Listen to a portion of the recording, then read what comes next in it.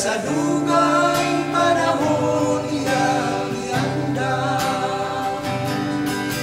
Ayaw lapas na kining subuha, ibuong kadlap sa badong simbahon ta. Kay kini mao'y ilhanan, magmatinuranon ka, sa pagtuman sa adlaw nga balaan. Sun ko simbahon ta siya, atong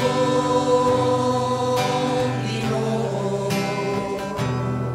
Paningkamutan ta nga dili malapas, ang adlaw ni papahulay. Ang puso ka ng pagsulay, kay buhat nini sa kaaway, nga mausa ang adlaw ni papahulay.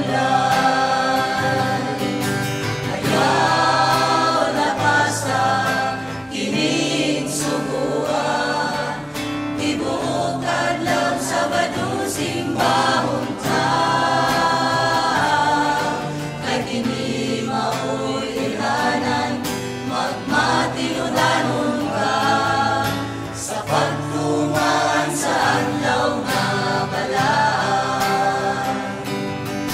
Ayaw lapas na kining subuha, ibuong kadlaw sa badong simbahon ta.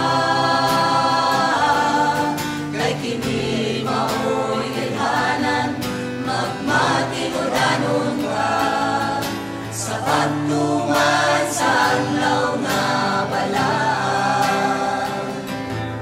Kay kini mao'y ilhanan, magmatinudanon ka, sa pagtuman sa adlaw nga balaan. Sa pagtuman sa adlaw nga balaan. Sa pagtuman sa adlaw nga balaan.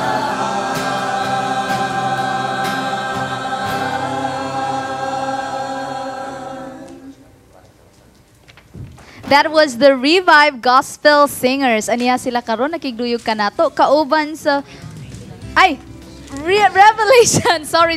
Revelation Gospel. Nandiyan niya ako ang subconscious. Sorry. Normal.